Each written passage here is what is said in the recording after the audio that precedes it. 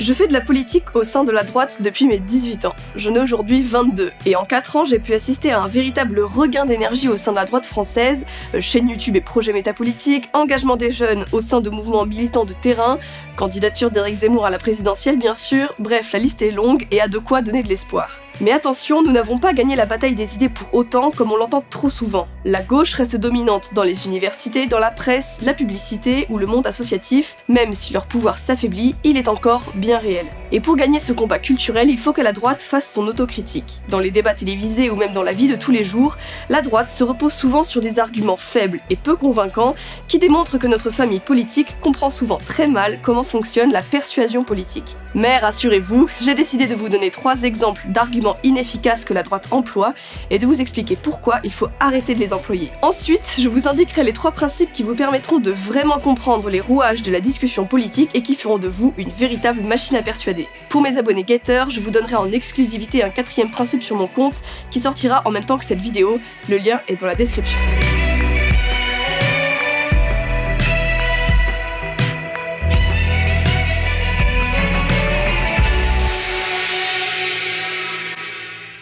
Les arguments. Numéro 1, pointer les contradictions internes.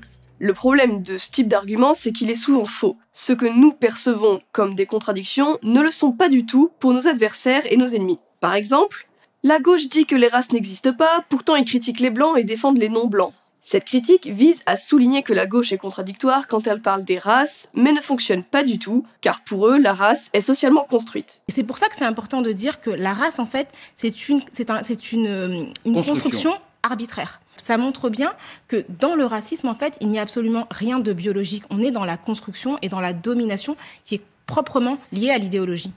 Qu'est-ce que ça veut dire? Que si les gens en parlent et croient qu'elles existent, alors elles deviennent des catégories qui créent des effets bien réels. Donc, ce sont des catégories qui existent, même si elles n'ont aucune base biologique. Autrement dit, pour la gauche décoloniale, les races au sens biologique n'existent pas, et tous les discours qui postulent son existence sont faux et dangereux. C'est en cela qu'ils se pensent antiracistes. Mais dans le même temps, ils considèrent que cette idée de hiérarchie raciale est omniprésente dans les sociétés occidentales et qu'elle façonne les esprits, et donc que tout le monde pense en termes de blancs et de non-blancs. Donc pour eux, critiquer les blancs et défendre les non-blancs revient à corriger un ordre social injuste basé sur un mensonge, l'existence physique des races. Selon leur logique, c'est cohérent.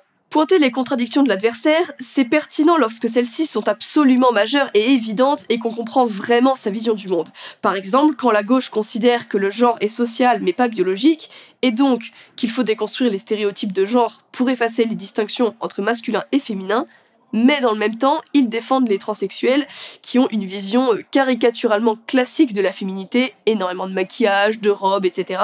Hi bitch, hi bitches, whatever you want. Ce qui indique donc que ces gens théoriquement émancipés des dictats sexistes ont en réalité recours aux catégories classiques pour définir l'homme et la femme.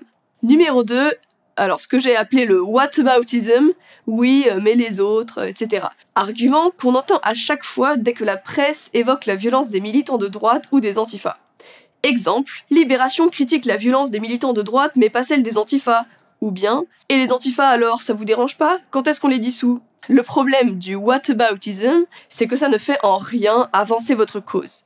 Accuser les autres de faire comme vous, ça n'explique pas en quoi vous avez raison de faire ce que vous faites ou que vos adversaires ont tort. C'est une mise à égalité qui ne sert à rien. En d'autres termes, vous reconnaissez la suprématie morale de l'adversaire, mais lui demandez simplement que tout le monde soit puni de façon égale, ce qu'il ne fera évidemment jamais puisque c'est lui qui est au pouvoir. Numéro 3, l'adversaire ne joue pas selon ses propres règles. Exemple, la gauche ce sont les vrais racistes, sous-entendu alors qu'ils sont censés être antiracistes. Alors ça peut être utile d'un point de vue stratégique pour montrer que les règles morales du camp d'en face sont factices, mais c'est insuffisant sur le fond. La vraie question est, ces règles sont-elles légitimes ou non? Dans l'exemple, pointer que la gauche est raciste soulève 2 problèmes. D'une part, ça consiste à admettre que l'antiracisme est une valeur positive et indépassable et que la discipline antiraciste devrait encore s'accentuer pour mettre fin au racisme. Sur le fond, ça revient à accepter la propagande antiraciste permanente. D'autre part, cette critique sous-entend que l'antiracisme de la gauche est un positionnement philosophique sincère, motivé par le souhait de l'égalité ou que sais-je, alors que c'est juste un nom pour faire passer le discours anti-blanc ou ethnomasochiste de façon plus efficace. Dans son texte, il appelle à tuer des bébés blancs et poursuit. Attrapez-les vite et pendez leurs parents, écartelez-les pour passer le temps, divertir les enfants noirs de tout âge, petits et grands. Je ne reviens pas sur ce que j'ai dit, je ne le regrette pas, je le pense vraiment, mais c'est pas blessant, c'est pas méchant. Point commun de ces arguments, ils permettent de faire une critique superficielle, mais pas plus. Ils sont utilisés par la droite pour attaquer la gauche. Problème, peu persuasif sur le plan rationnel car manquant de fond, sans essayer de comprendre vraiment d'où vient la vision du monde de l'adversaire, on n'arrivera pas à convaincre les autres qu'elle est mauvaise. À la limite, on contente ceux de son camp, mais pas beaucoup plus. Et peu persuasif sur le plan émotionnel car manquant de vision positive.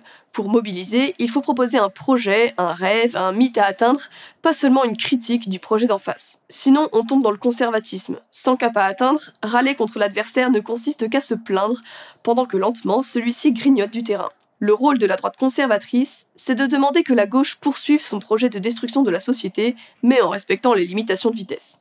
Moi, c'est pas mon cas. Moi, j'évolue, et j'évolue aussi avec la société. Pour dépasser ces faiblesses, 4 principes à garder en tête. Je vous rappelle que le 4e est disponible en exclusivité sur mon compte Getter, le lien est dans la description.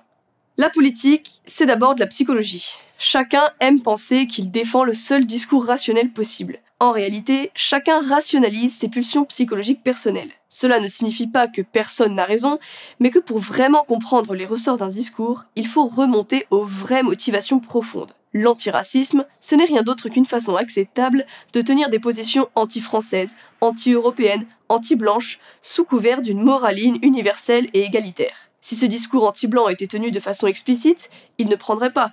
Il créerait des résistances chez les blancs de gauche, sincèrement attachés à l'arnaque de l'antiracisme universaliste, et chez les blancs de droite, qui sont attachés à leur identité.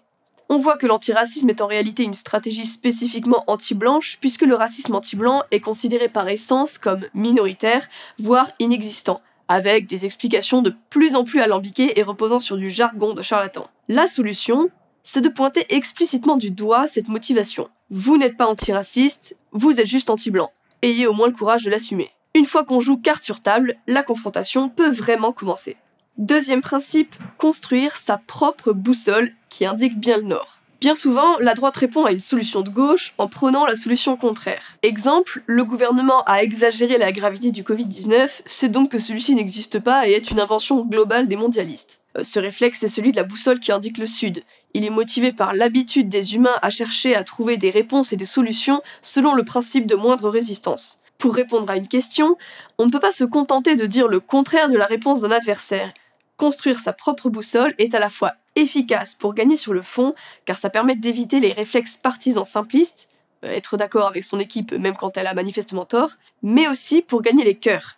Il est ainsi plus facile d'attirer les gens fatigués par les luttes binaires simplistes et fait montre de votre sincérité. Cela nécessite de reconnaître que parfois, vos adversaires peuvent dire juste, même pour des mauvaises raisons. Troisième principe, apprendre à développer une vision positive. La critique est facile, mais l'art est difficile. Pour générer du soutien, vous devez montrer que votre critique de l'adversaire n'est qu'une première étape dans la construction d'un projet politique. En d'autres termes, faire comprendre qu'être de droite, ce n'est pas juste refuser les avancées de la gauche. En politique, comme partout ailleurs, passer son temps à se défendre revient simplement à retarder la victoire adverse. Pour proposer cette vision positive, il faut d'abord savoir ce que l'on veut. Posez-vous la question. À quoi ressemble, selon moi, une société idéale ? Quels sont les enjeux du siècle ? Qu'est-ce qui définit le bien commun ? Quel est l'avenir que je souhaite pour moi et les miens ? Sans répondre à cette question, vous êtes cantonné à une posture de protestataire dérisoire ou de provocateur stérile. Pour développer cette vision, enrichissez votre univers mental par la culture, la littérature, le cinéma, la réflexion politique, l'étude scientifique, mais aussi par la discussion politique dans le réel. Inspirez-vous du passé, mais intéressez-vous aux enjeux du temps présent. Pour ma part, mon rêve politique personnel ressemble beaucoup à ce que Guillaume Faye avait développé dans l'archéofuturisme. Le retour des instincts ancestraux mis en forme dans l'hypermodernité technique, la constitution d'une grande patrie européenne sanctuaire des Européens et de leur identité nationale et régionale, l'économie mise au service du politique et donc de l'intérêt concret des Européens, l'alliance de l'ordre et de la liberté, le retour des grandes créations artistiques, bref, la nouvelle renaissance de l'Europe. Pour conclure, j'ai 2 consignes pour vous, si vous voulez être le meilleur ambassadeur de vos idées. Premièrement, affirmez-vous et assumez votre vision du monde. Ne perdez pas votre temps à montrer patte blanche à chaque occasion. Deuxièmement, travaillez votre culture politique. Lisez, écoutez, réfléchissez, discutez. À droite, On dit souvent que le réel est de notre côté, je le crois aussi. Mais ça signifie que nous avons tout à gagner à regarder le réel de plus près et à l'analyser avec sérieux. C'est par notre confiance en nous et notre rigueur que nous pourrons triompher. L'heure n'est plus à l'à peu près. Notre civilisation a besoin de nous et plus que jamais, nous devons faire l'effort d'en être les meilleurs représentants de notre vision du monde.